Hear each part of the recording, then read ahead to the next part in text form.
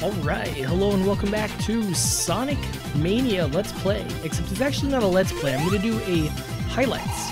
So I'm just going to show the coolest, funnest moments, or at least the moments I felt like talking. I won't force myself to talk the whole way through. But I will talk a lot during Green Hill Zone, because Hill Zone, the whole thing is basically a highlight.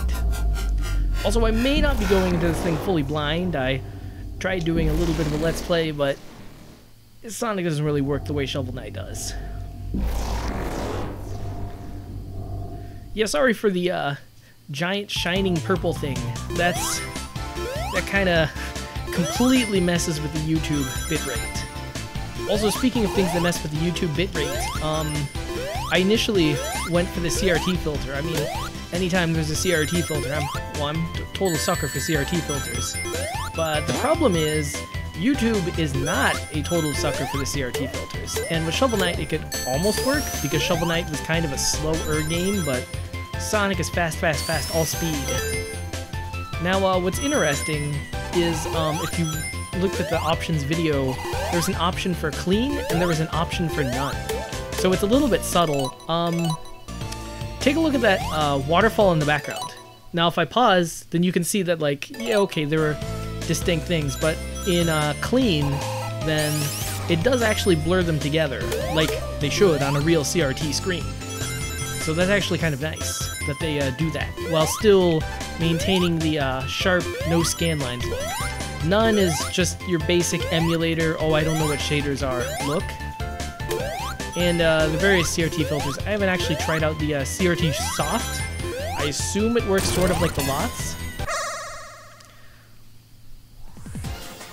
Oh yeah, these 3D stages. These 3D stages are actually kind of cool. I mean, you don't see a lot of them, of course, only one per level, but...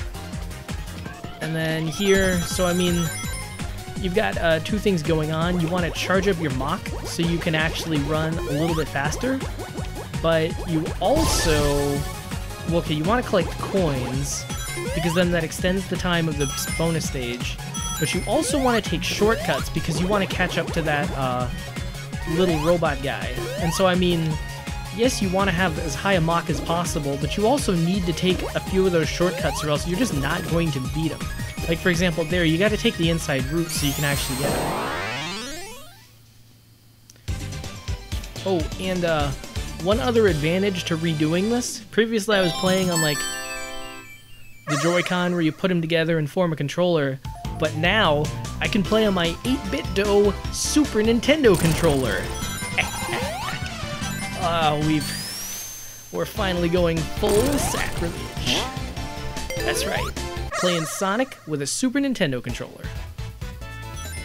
I do like these special stages. I believe they're from Sonic 2, but, I mean, I could be wrong. Oh yeah, that's right, Sonic 3 had the stupid vending machine special stages, which, I mean, yeah, they were very profitable, but, like, they weren't very fun, whereas these are, like, a constant test of your skills. They're also a test of your endurance. You can call those skills. That's what I do. The only catch is, eventually you just get lost. Like, I feel like these special stages, they're fun, but they're a little too big for their own good, you know? And the counter doesn't really help. Because it's like, oh, okay, I'm missing 40 gems, 40 blue things, but where? Ooh. Okay, so one other fun thing about this game. So when you complete one of these perfectly, well, okay, if you get all the blue things, then you're guaranteed at least a silver. If you, in addition, collect all the coins, like what I'm showing you how to... Oh. Okay, so I will not be collecting all the coins in this one, and I may not... So speaking of things that I can do without even thinking, I showed you how to get all the coins in this one.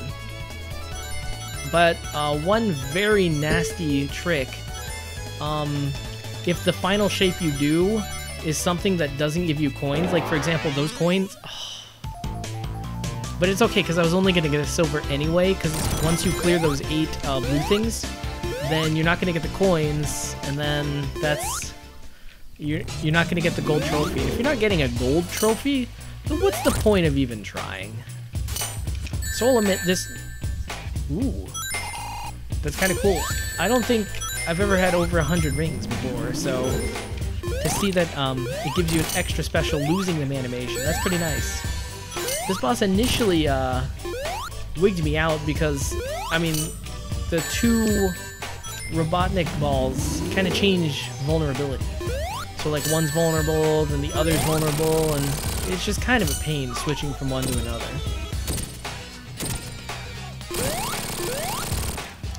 But I mean, frankly, this boss isn't so hard.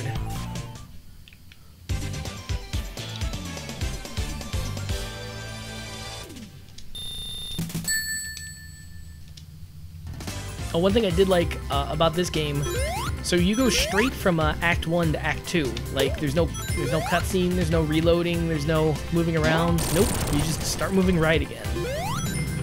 Although I did also remark that I feel like Sonic 3 did it a little better because they're the first Green Hill Zone. Well, wishful thinking that I get another special stage. The Green Hill Zone there. Oh my gosh, how can I commentate when I'm going this fast? And it's a special stage. So the Green Hill Zone there, the very first one was like a nice, happy, regular Green Hill Zone. But the second one, like one of Robotnik's robot... Oh, so if you wait, then it goes away. Well, Sonic's mad too. Fine, I'll go. But there, one of Robotnik's enemies would come by and then light the whole stage on fire.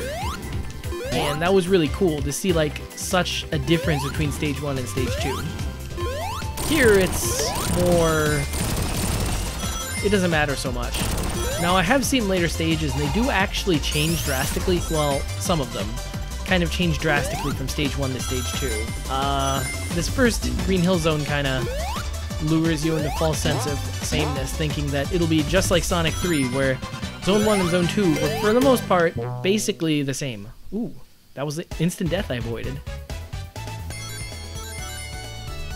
I just want to say a quick note about the 8-bit dough. So it's a Bluetooth controller. I believe there have been reports online of like maybe there's lag, or maybe you're just a paranoid person and you think there should be lag. But as far as I'm aware, there's no lag. However, there may be lag if you have multiple people playing. Like the Bluetooth signals might interfere, and these ones might not quite be up to spec. So I can't vouch for it in multiplayer not lagging. But at least in single player, I am perfectly satisfied with this. So I just want to say I've been playing the stage for like maybe a minute or two now, and man, does it get pretty fast. So just in case you wonder what happens if you keep playing the same special stage for like more than a minute, this is what happens. Oh my gosh, it's almost going too fast for comfort. But I can handle it. Just barely, but I think I can handle it. Oh, okay, oh my god. I thought for a second there I bounced back and died, but nope. I just earned another gold. And I had not gotten this one, so that's pretty cool.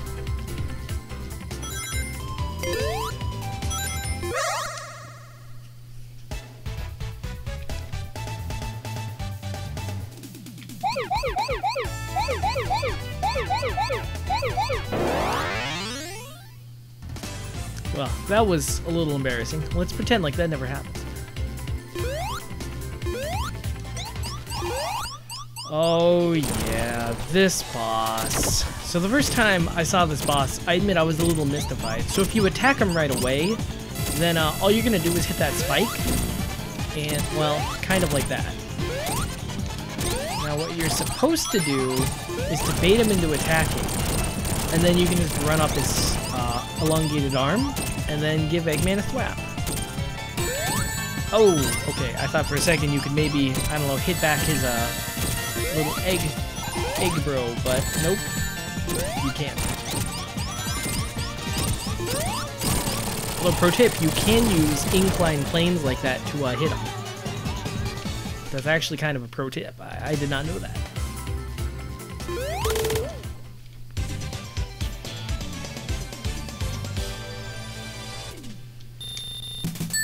And that's it. That's it for level 1.